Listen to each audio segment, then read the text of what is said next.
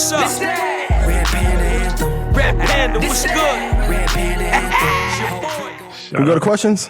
Yes, let's get some questions. Jan's got a plan. You here? Of course. Hello, guys. How's it going? What's the Hey. deal? How you doing, Queen?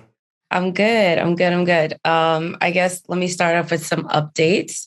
Yes. We had new student orientation last Thursday. Shout out to the new earners. A lot of them came in wanting to know about crypto. And definitely that was Jatali's influence from her open enrollment last week. Shout out to Jatali. Did you see that, Ian? Did you see that? Yes. Did you get a chance to see that? Whoa. Fire. Amazing. Yeah. She's incredible. She's dope. Whoa. And she's offered to help, and lead more crypto conversations for EWAL University. So I'm really excited for that. Yesterday, we had book club and we went over the book, The Memo, What Women of Color Need to Know to Secure a Seat at the Table by Minda Hart, which is amazing. Shout out to Greg for picking that, and Magda, and also LaToya for joining and leading the conversation. I feel like I could definitely relate to the book, having worked in corporate, and it's crazy the things that Black women face where we think it's just a random situation that happens, but it's crazy. Like, wow, no, that happened to you and you and you. So we had like really beautiful conversations. Like what? Like what's some? Yes. Can you share a couple? I mean, like being the only Black woman in a room of white men. So that happened a lot with some of the things that some of them, like the jobs I've had. And you just feel like maybe your voice is not really being heard. And then there's like, it sounds crazy. I don't want to like pinpoint anybody, but I had a situation with an older white woman where I was the new person on the team. And I felt like she was just intimidated by that. Like I was like the Excel girl and everything like that. And the only Black girl. So we had our issues, but by the end it worked out well. I think if you work and you prove yourself, it works. But I think women of color, I think it's just difficult for us sometimes with the different labels and things. I don't know. It's just so many things I felt like I really related to in the book. And she just gives like tips about networking and how to face those things. And it's a good conversation. Shout out to Greg. He's a man, but he picked a really good book for us. Our next book is going to be Trading in the Zone. And we're starting at the 15th. So hopefully Ian will join us for that. I'll be happy to join. For a couple of meetings. I know that's one of your favorites that you mentioned a lot. And then some more personal things. I've been researching quantitative easing just because I wonder if it really works. This is just Janet's like brain and rabbit holes.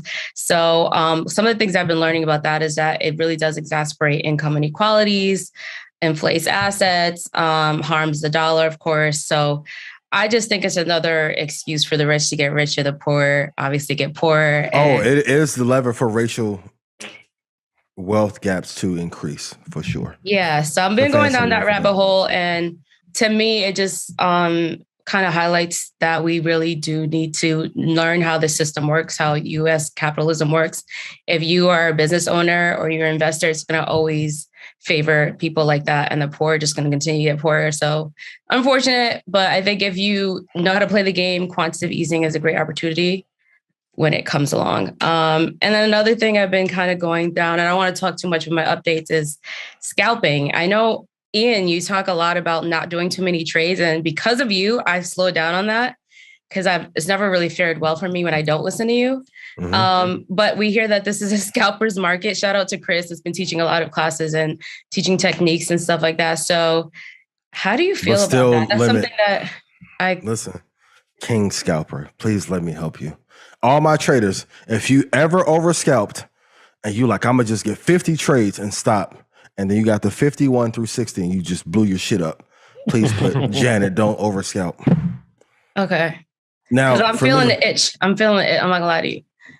Listen, like in a movie where like, listen, Janet, we're gonna go to this bank, we're gonna get one more score.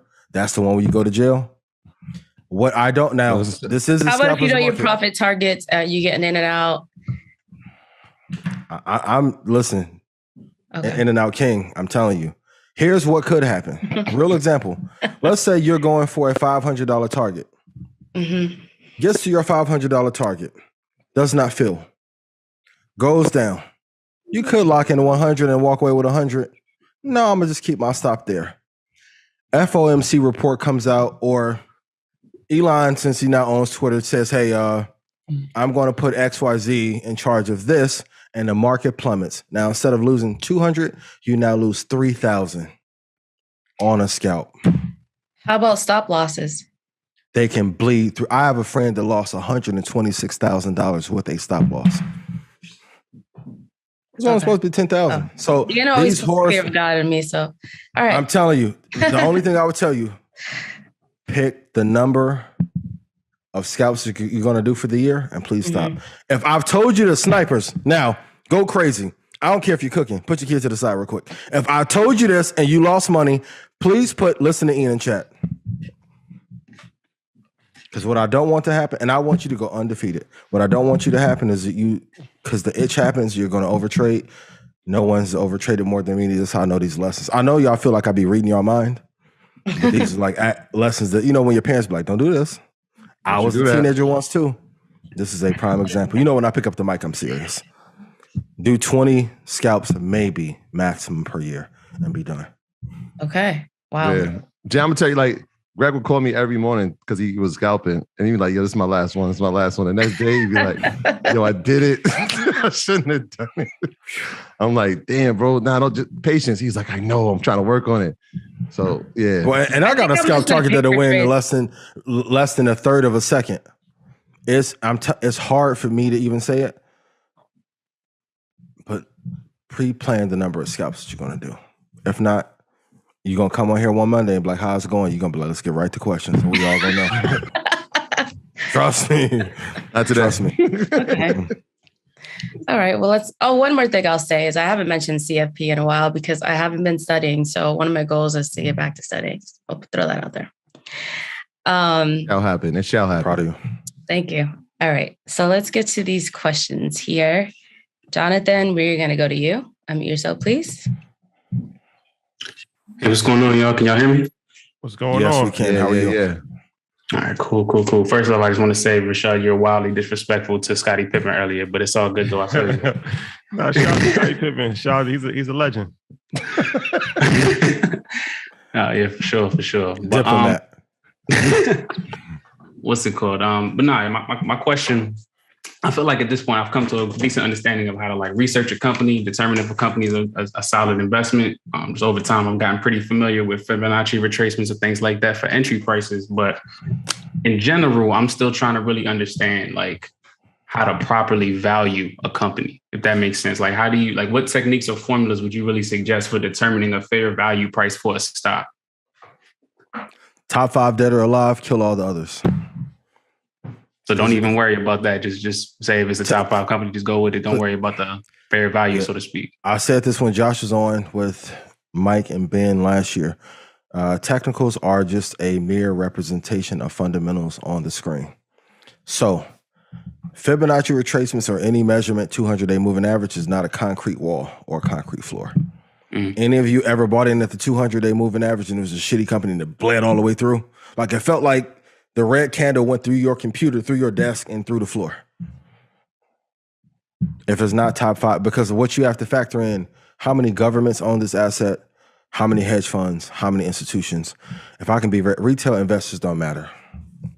When they tell us that we matter, it's like when guys be on BS and you dating the 8th girl that you really like, and you tell her you mean the world, baby, I'm gonna marry you, but you know that you're not. It's the same game, bro. Top 5 dead or alive. I know you're not doing it, but for those of us who did when we are not ourselves, see, I know it wasn't. See, I hear the calmness in your voice. I only invest in the top 5. If any of you would have done better the last 2 years just investing in the top 5, please put 5 in chat. I know we want to find one that is 88th and we get 100 bagger off of it. It's rare. If big institutions are not backing them, they won't go anywhere. And if you want to see this illustrated very clearly, the Forex market completely dried up and converted to crypto. And all the penny stocks that were moving 3 or 4 years ago, they almost have no volume. If you go study the markets, you can see the illiquidity there because big institutions are not backing them. Study the top 5. I know it's not the sexiest answer that you want, but it is the truth. It's the truth. No, I appreciate that because to an extent, it's kind of overcomplicating it anyway. If you just go with the Fibonacci levels with a good company, you probably straight anyway. So I'm good with that. And you have no issues being faithful because you're a happily married man. Just pick one of the top 4. Yeah. Rock out. Crypto, top 4. Real estate, top 4 markets. Angel investing. Look at the top 4 angels. Venture capital. Look at the top 4 venture firms. All your answers will be there. Okay, Yeah. cool. There's all types of formulas. I'm with you on that though, Jonathan. I remember I was on the phone with Trap and I was like, yo, how do we get the price? And he was just like, he gave me this whole formula. It was like market cap over outstanding shares, gives you a number, then multiply that by the multiple for what industry it's in. And I'm just like, all right. He gave you the blue magic formula. That's a lot of math, bro. But nah, I mean, it's good to know these things. So if you find another method to do it, that's good as well. But plus a great formula with a bad company is a recipe for disaster. It doesn't matter what technicals you use for Rivian. And going to the floor. Would you say there is a good formula for a good company though? Top 5. At Push any the price? ball. Or just join Red Panda and follow those prices? I give y'all the price for free. I'm a Red Panda member. I'm not upset. I'm just Oh, what you need to research for? What if he's trying to find the next like Apple or something like that, and he's looking through that 500 on S&P and something like that? Valuable lesson, Janet. Vanguard will tell you there's no new Michael Jordan. Apple's here. There's one in a lifetime companies, and there are certain companies. I said this at InvestFest last year.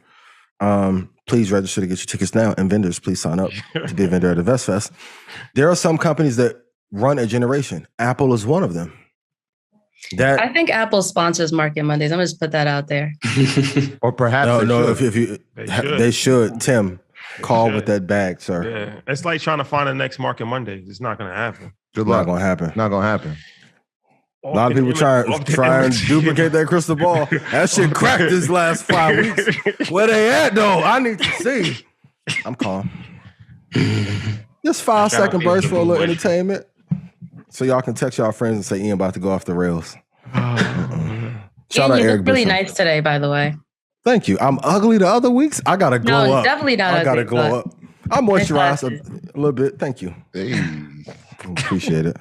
Trying to be cute. Me and Troy getting working out. Listen, when you be on TV, them playbacks look different. I'd be like, oh, I mean, hold on. That's how you do it. T-line. Right? Got to smooth it out. Got a couple jokes. Top row energy only. That's a fact. Shout out to the top row that was in Top my row. DM. A bunch of top rows. Can you tell them next week they'll get access to everything?